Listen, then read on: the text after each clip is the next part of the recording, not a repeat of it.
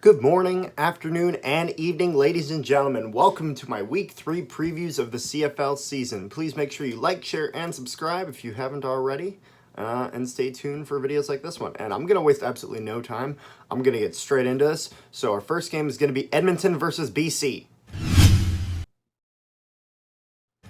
This will be an interesting one. And the reason I'm saying this is because BC has been a team that I don't think anyone's expecting to win like a Grey Cup this year. However, they have in some aspects overperformed in the sense of their QB situation in that first game, yes, was rough, but they did come back quite a bit and almost beat Saskatchewan. And I'm surprised that Riley was playing last game. I honestly expected that they were going to give him some rest and have him play this game, but obviously he was good enough to play last game, and he did well. And Edmonton doesn't look that great right now. I mean, they lost 30-13 to Montreal last week. And you know what? As much as Montreal looked great, Montreal was a team that I think will probably look even better this week now that they've had a week on the field where, they've kind of gotten used to it again. But Edmonton's struggling this season. Like, they have talent on the roster, but like I've said before, they're just not using it properly. Like Lucky Whitehead and Burnham, they looked great last game, the game before that. For BC, Trevor Harris just isn't figuring it out. And I think, honestly, that will lead to a BC win. I think BC will beat Edmonton. I think they'll beat them by, like, a touchdown, a field goal. I don't think it'll be a huge win, but I don't think it'll be the smallest of margins either. So, with that, we're going to go into our next game, Montreal versus Calgary. Wow, Montreal looked great this past game. That 30-13 win over Edmonton.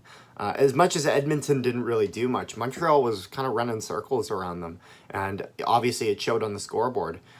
Mitchell for Calgary just didn't look great with a 15-9 loss to to BC last week. I was really thinking that Mitchell was going to get it going, but he's one of the top paid QBs in the league, and this is his second loss in a row. Calgary's now 0-2, and I think if they don't win this game, they're in some serious trouble. I know they're already kind of panicking right now. Can't say I blame them. But yeah, I don't know. That's going to need to be figured out. And like Montreal in this, they have all the momentum. Calgary is panicking because their situation is QB's not playing well. Because if the QB doesn't play well, then it doesn't matter. If you can't throw and pass and this and that, then you really can't get much going, as you really can't win an entire football game just running. And I don't see Calgary winning this. I see Calgary going 0-3 with how great Montreal played this past week. I expect them to even shake off more of that rust and play even better against Calgary. So I think Montreal beats Calgary, and I don't think it's that close. I think they win by 2 touchdowns, at the very least a touchdown, a field goal. At the very least 10 points. So yeah, that's an interesting one. And that will bring us into our next game, Winnipeg versus Toronto. All right, we got a Week 2 rematch. Last time these guys went against each other, last week obviously, Winnipeg beat Toronto 20-7. So I was pleased with the win, obviously. Obviously, I was pleased with the win. But I did think that our first half could have been a little bit better on the offensive side. I thought our defense was stellar.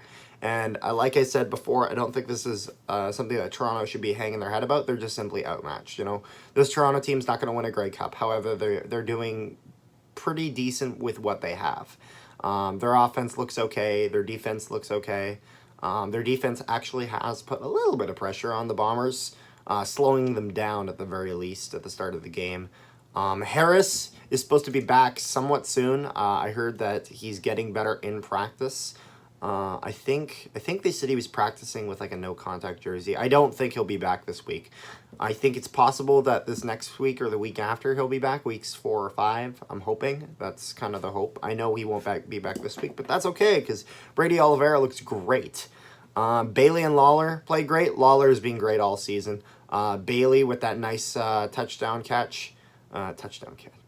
Well, nice catch for the touchdown this past game. And the D-line looked great as always, as the entire defense for the Bombers have looked. I think they're the best defense in the league, and they're showing it. And honestly, they really made that Toronto offense struggle. And I think this is going to be our Winnipeg win, and I think it's going to be kind of similar to the last game we just had. It'll be interesting with Winnipeg playing their first away game, but I don't think that changes the outcome in terms of who wins and who loses. So with that will bring us into our final game, Ottawa versus Saskatchewan. Okay, so this is an interesting one because Saskatchewan looks fantastic. Saskatchewan, I think there's a chance by the time Saskatchewan and Winnipeg play each other on Labor Day, where Winnipeg will have played 4 games with their next game after Toronto versus Calgary, and I think Saskatchewan has a week off. They then have like their break week. Going into Labor Day, we could have 2 undefeated teams playing against each other, and I think that's what's going to happen, and that's a really exciting thought. But Ottawa, their next opponent. Ottawa looked better than expected, but that's still not very good. And that's just a reality of the situation. They don't have a lot of guys there. I do like Nichols there. I liked him as the QB for us. Obviously,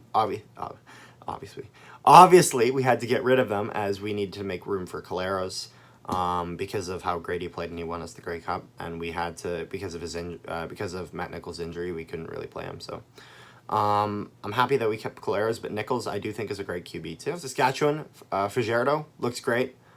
No complaints there. He had a great game list past season, and this past season, but this past game, and I think he's going to show that again today. Overall, I don't think the Ottawa break, like their break week, will affect this much. With the momentum that Saskatchewan has from this past game, where they really laid into Hamilton, I think 30-8. Jesus Christ, I really think Saskatchewan's gonna pull this through, and I think that it won't. Again, I don't think it'll be close, because if they were able to beat Hamilton 30-8. I can't even imagine the things they'll do to Ottawa. So I think that's about it. I don't think there's much more in this game, much more in the other ones. And I think it'll be an exciting week of football to watch. And make sure you stay tuned for the Week 3 reviews. And obviously, my Blue Bomber reaction coming out, the Winnipeg versus Toronto game. And I'll see you next time.